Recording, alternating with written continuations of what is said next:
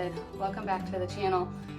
This is Thanksgiving week and we've made it here, and for someone who has to eat gluten-free or has celiac, it kind of can be a stressful week because it's a holiday centered around food, and when you can't have a lot of foods, it can be really stressful. So I'm going to give you 3 tips to make your Thanksgiving meal gluten-free that everyone can eat. So there'll be things like rolls where you won't be able to have those.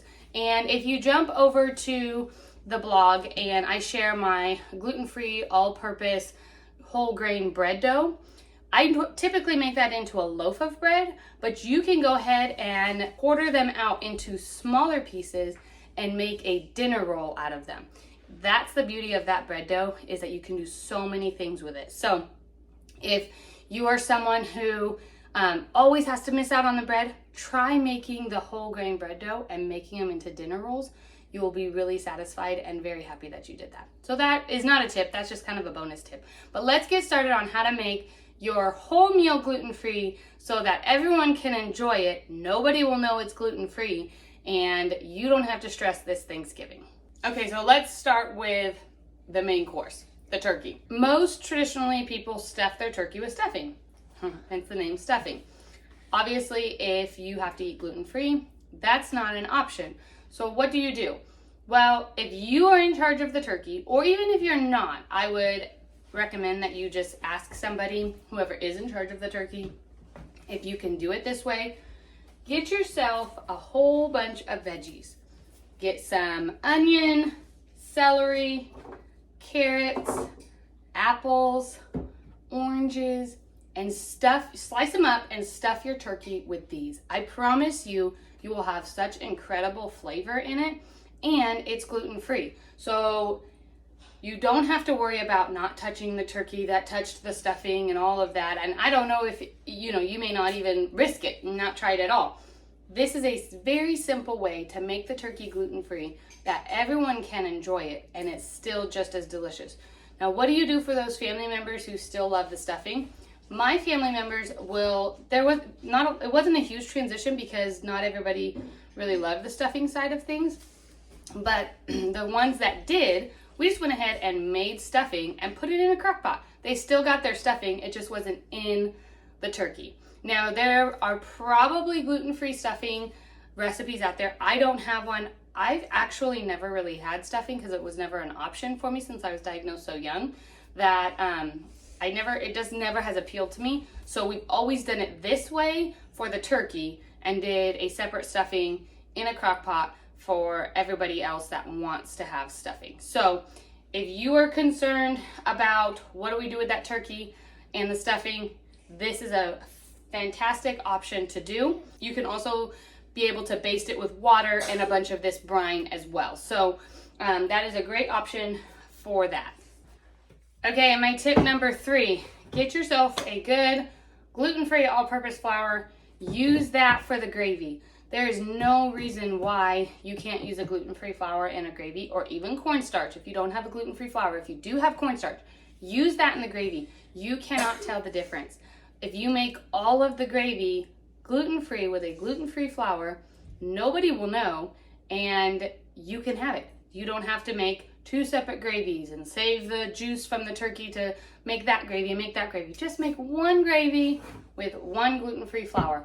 I make my own all-purpose gluten-free flour. I share that in my digital cookbook. I'll link in the description for that recipe, but some of the other brands that I like is Cup for Cup, Better Batter. Bob's Red Meal has really stepped up. I do enjoy their gluten-free all-purpose flour if you need something that's dairy-free, because Cup for Cup and my blend have dry milk powder in it. So if you do need to be dairy-free as well, make sure you're looking at the back of gluten-free all-purpose flour labels and making sure that they are dairy-free as well. So get yourself a good one. Actually, in all honesty, it doesn't matter how great of a blend it is as long as it's a thickening agent, because it's just in the gravy. The gravy already has so much flavor on its own. Now, if you're doing it in a pie crust or something like that, you do want a good one. I do have a pie crust, gluten-free pie crust, linked in the description, and it uses my gluten-free all-purpose flour. You can also use Cup for Cup in it. I highly recommend having a really good all-purpose flour for something like that. Otherwise, you will be able to taste the difference in the product. And lastly, I don't have anything here to show you, but the green bean casserole. I do have a recipe for that on the blog. Now, and this green bean casserole is a little bit different because it's not going to have the French's dried onion on it, but it is a traditional meal and nobody tells the difference. They don't care. They like it just the same. But I use a breadcrumb and onion mixture for the top crust. So using a gluten-free cream of mushroom soup with your green beans, and then using a crust that is a gluten-free breadcrumb and onion crust top, that is going to give you the most delicious green bean casserole that is gluten-free, that the whole family can enjoy. You don't need to make 2 of them. I've served it for years to everybody, and my husband is a green bean casserole guru. He loves green bean casserole, and he can't tell the difference with that. So I will link that one in there. Just some other options for you. Again, the bread, my all-purpose bread dough, whole grain gluten-free bread dough to make into dinner rolls for you. You may want to make 2 separate things, regular dinner rolls and ones for you for that. Although we love them just the same for everybody, but if people are more used to a more traditional bread and this might be a little bit different tasting for them, it's still delicious, so us gluten-freers can have it. Get yourself a good gluten-free pie crust, which I have, and a pumpkin pie using fresh pumpkin. Oh, it's so good. I will link that in the description. And just enjoy this time. That is my biggest thing. Don't let holidays like this where there's food all over stress you out.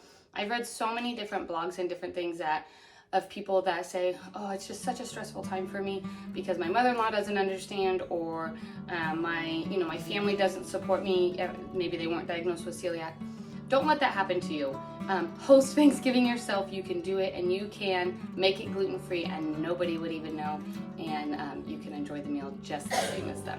So I hope this video was helpful for you. Have a very happy Thanksgiving, and we will see you next time. Take care.